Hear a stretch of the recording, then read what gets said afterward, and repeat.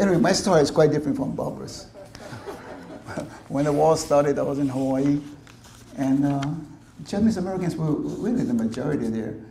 And they wonder, how come we weren't incarcerated?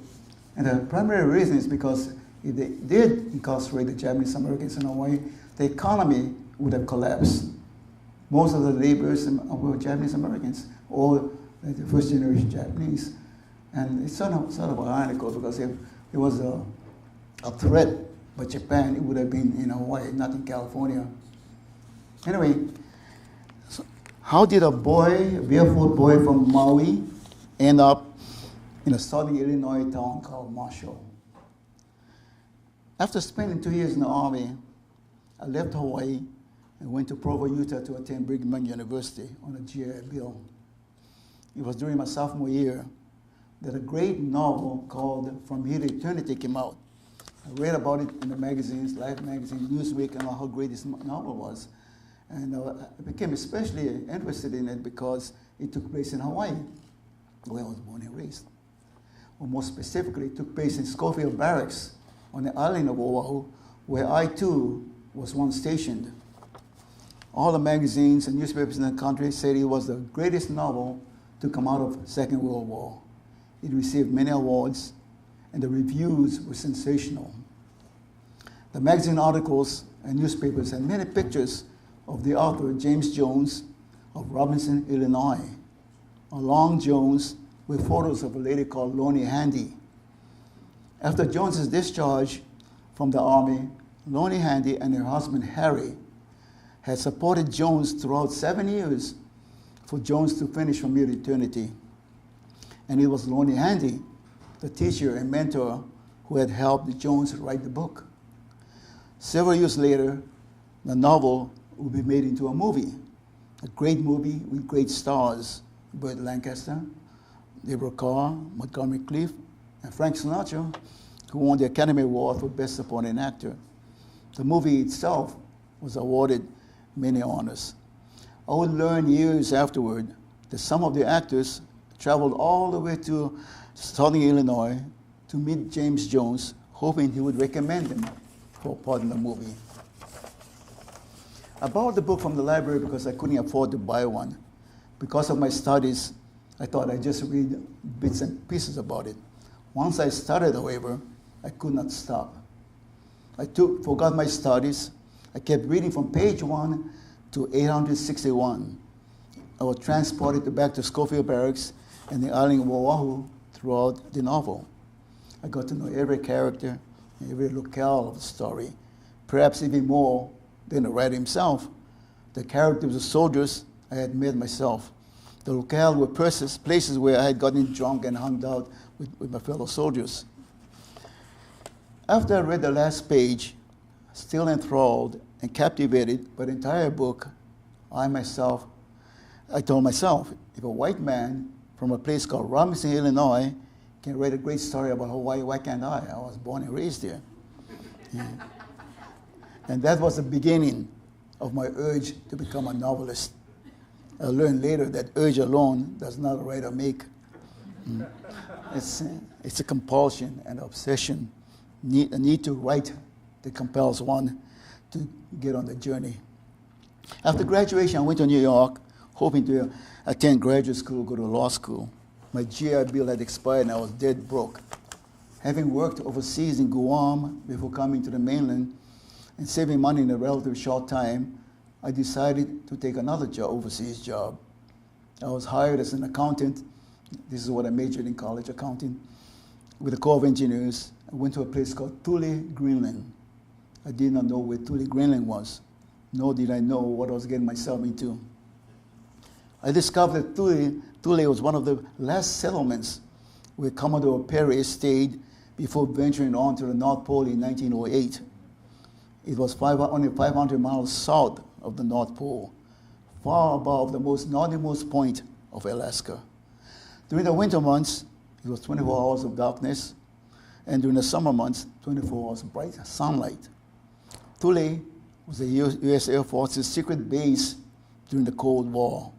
We could hear the Russian radio stations, and I'm sure they were able to hear us. To keep our sanity, We worked 10 hours a day, 7 days a week. It really wasn't work. It was just an existence. We lived in inside-out refrigerators. And went to the office where we did our daily routine work. The temperature during the summer was a warm 40 degrees. During the winter, a freezing 40 below.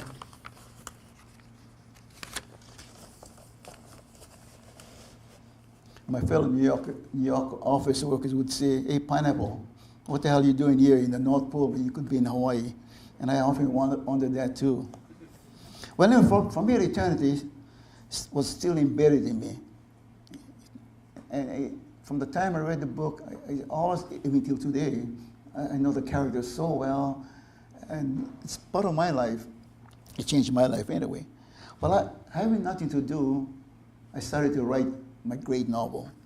At nights in my cubicle room, and during the day sneaking in a few hours during office hours. The days dragged on. The winter darkness slowly gave way to summer sunlight. I kept writing, fortified with the thought that my novel is going to be even greater than From Here to Eternity. At the end of the year, when my contract with the Corps of Engineers was over, I was at last returning to New York. I counted on my manuscript and triumphantly discovered that I had accumulated 300 pages. Then I went to another overseas job, this time to Okinawa, Japan, primarily because I was told in New York that the ship would stop in Hawaii. I thought, well, free trip to Hawaii, big deal. The ship went directly to Yokohama. After settling down in Okinawa, I went back to writing my novel. Before the year was over, I had added another 300 pages to my Pulitzer Prize story. On the way back to the United States, the ship did not stop in Hawaii again. It would be 20 years before I would see my homeland again. After working a couple of jobs in New York City, I found myself in Hollywood, California, where I worked for the Treasury Department as an Internal Revenue agent. Again, after settling down, I went back to my Pulitzer Prize novel. After 7 years of writing, I reached my goal. 1,000 pages, almost 12 inches high. Surely a novel to reckon with by the leading publishers in the country. Not really knowing where to send it, I wrote to Lonnie Handy, whom I had remembered in the articles and all that. I told her about my great novel, that I too was stationed in Schofield Barracks, and my novel is not written by a white man from the States, but by someone that actually is from Hawaii. In about 3 days, I received a letter from Lonnie. She suggested that I send her the first chapter of my novel. I was, of course, thrilled that she even answered my letter. So I did send her the first chapter of my novel. That very day, I ceremoniously placed the chapter into a secure envelope, went to the post office, and mailed it first class. Surely she would want me to send her the rest of my novel. 3 days later, I received a large envelope from Lonnie Handy. I held the envelope very warmly, then began opening it carefully. I cautioned myself not to be too overwhelmed by the wonderful comments and praises she had bestowed upon me. When I finally opened the envelope and looked at the first page of the manuscript, I was shocked, then puzzled, then bewildered. Across the first page was in bold and uncertain words, S-H-I-T. I opened the envelope to make sure that it was really intended for me. Well, the next pages were even more S-H-I-Ts. I thought, what the hell? She had not read my manuscript at all. The next few pages were even more explicit. In addition to shits, she had used words of drunken sailor, drunken driver like mother F you. And the last page, you could no longer withhold angry. The foregoing words were tame and kind, compassionate to what she now wrote. Who the F told you you're a writer? Who the F gave you the idea that you could write? This is nothing but bullshit. Worse, it is sickening. Just because you can type don't mean you're a writer.